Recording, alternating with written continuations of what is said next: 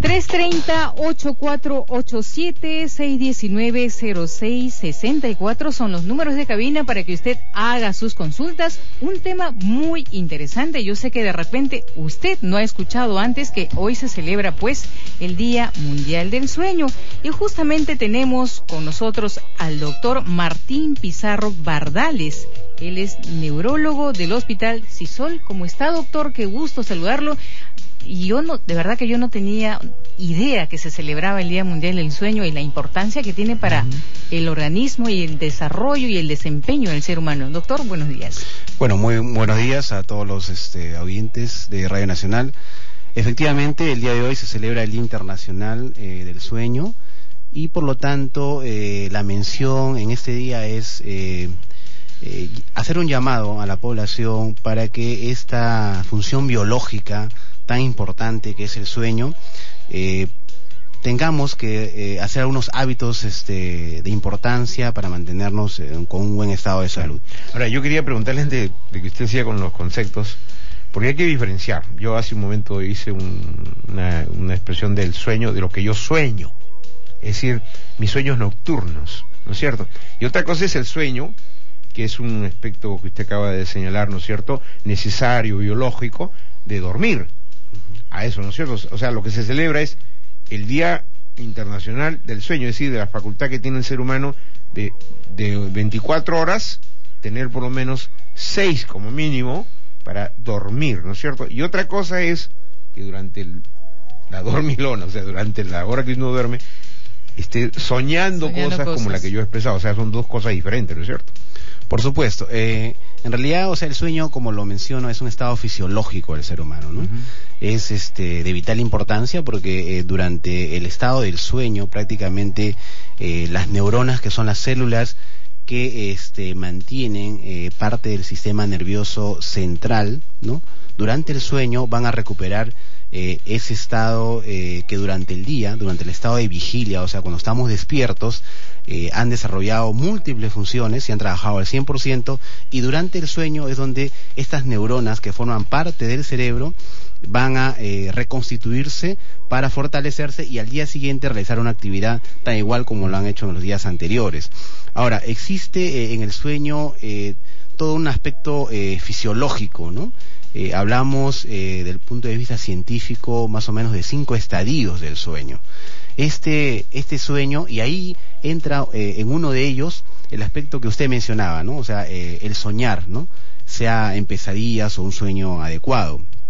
Porque en estas 5 fases que tienen un rol, digamos, a través de un estudio científico, ¿no?, que no podríamos delimitarla si, por ejemplo, la primera fase dura 1 hora, la segunda fase dura 2 o 3 horas, o sea, tiene un porcentaje que es diferente en cada una de las personas, ¿no? Es así que la Academia Americana de Neurología, ¿no?, ha hecho estudios muy profundos acerca de lo que es básicamente lo que es la patología del sueño, porque si hablamos de un sueño normal de un ser humano, que debe ser entre un rango de 6 a 8 horas, esto se produce siempre y cuando el paciente no tenga ninguna otra patología o ninguna otra enfermedad. Sin embargo, el sueño pasa por un aspecto muy importante cuando se asocia a otras enfermedades. Y cuando hablamos de otras enfermedades, podemos mencionar algunas como síndrome ansioso depresivo, que es muy frecuente en la consulta externa, otras enfermedades neurológicas como la enfermedad de Parkinson, en pacientes con epilepsia, en pacientes con enfermedad cerebrovascular o stroke o derrame cerebral, como lo conocen las personas, y donde ya entra en otra connotación el aspecto del sueño. Sin embargo, yo creo que estamos acá para mencionarles de que las personas, porque epidemiológicamente una de cada 3 personas en el mundo tiene una alteración en el sueño.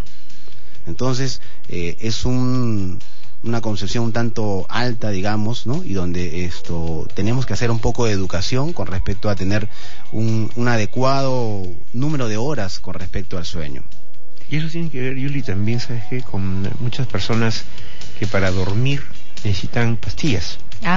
el insomnio se ha convertido en un gran problema, ¿no es cierto? Mucha gente no duerme.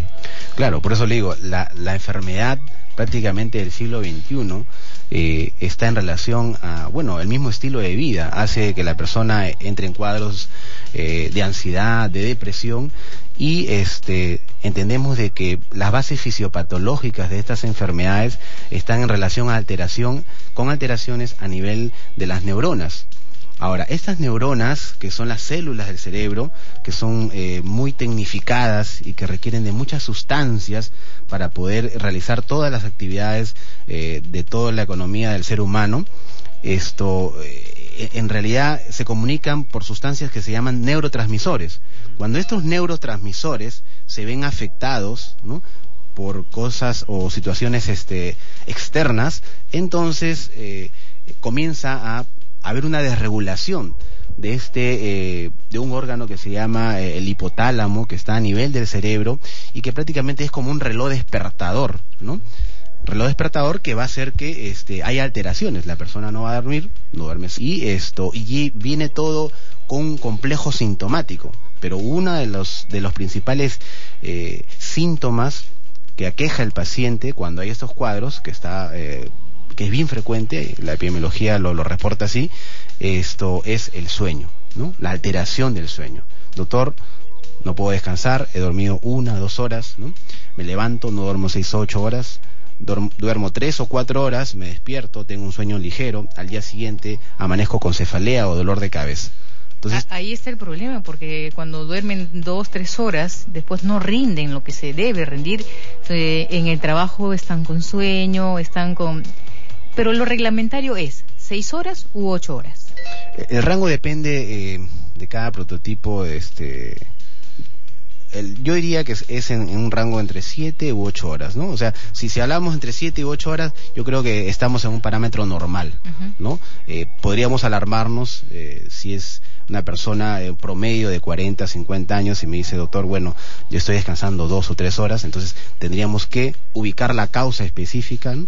Porque no nos olvidemos que durante el sueño, como decían, y lo mencionaban siempre en los estudios americanos, basados en evidencias, ¿no? Cuando dormimos crecemos. Exacto. Y crecemos, ¿por qué? Porque, se libera una sustancia tipo hormona, que es la hormona de crecimiento, ¿no? Imaginemos de que por ejemplo, en el caso de un niño... ¿Cómo crecemos? ¿Crecemos de estatura? En todo aspecto. En el caso de los niños, por ejemplo... Porque yo me quedo dormido un montón de años, mire, no he pasado más de 1,69. Claro, pero Pero su cerebro está lúcido totalmente. Exacto. Estamos hablando en la actualidad ahora de la neuroplasticidad. Ya. ¿De acuerdo? Entonces, no digamos crecer en el aspecto físico, de talla, digamos, ¿no? Correcto, ya. Exacto, sino crecer en el aspecto a nivel microcelular. Incluso emocional. Microcelular. También emocional. Porque las neuronas, con el tiempo, por diferentes motivos, pueden perderse. Puede haber un infarto de él. Yo voy a abordar algo que a ustedes, las madres, les preocupa.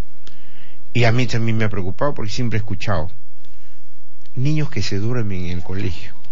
O sea, ¿qué pasa? ¿Por qué los niños están mal alimentados, no tienen buen desayuno, qué sé yo? Pero muchos niños, cuando están en plena clase, están con los bracitos, ¿no? Y su rendimiento no es no es el mío, están dormidos.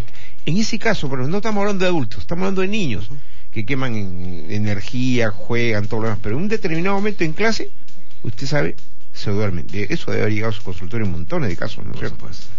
¿A qué se debe eso? Claro. Depende mucho del estado nutricional del paciente y en qué momento el niño básicamente va a pasar por esas etapas. Si hablamos, volvemos siempre a ver el aspecto fisiológico, ¿no? La neurona, para que realice sus actividades, necesita de un combustible energético que se llama la glucosa. Si no tenemos la glucosa, entonces esta neurona es como la gasolina para el carro, ¿no? Si vale la comparación. Entonces, si no tiene esta glucosa, la neurona no va a poder trabajar al 100%.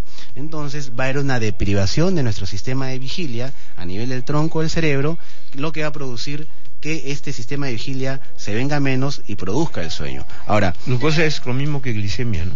Glucosa es lo mismo que glicemia. Por eso, yo que soy diabético, voy a dar la consulta al doctor, no me vaya a cobrar, porque no tengo plata. Yo le hago una consulta. Por ejemplo, cuando yo tengo hipoglicemia, dentro de mi proceso de diabetes tengo hipoglicemia. Exacto. ¿Ahí qué efectos puedo sentir? Decaimiento, por ejemplo. La hipoglicemia, mis funciones son menos, claro, las respuestas menores. La función, el cerebro es un mapa donde está mapeado, como le digo a mis pacientes, desde la cabeza hasta la punta de los pies. Ajá. Entonces, ahí está el centro regulador respiratorio, el centro cardiovascular, ¿no? Está prácticamente la computadora de todo nuestro organismo. Entonces, un paciente con hipoglicemia, obviamente, pues las neuronas no van a tener la cantidad suficiente para poder mantener nuestro sistema de vigilia, que es un grupo de neuronas que están a nivel del tronco cerebral. Entonces, al verse mermado, prácticamente las conexiones cerebrales no se van a mantener, lo que va a conllevar al paciente a estar adormitado, ¿no?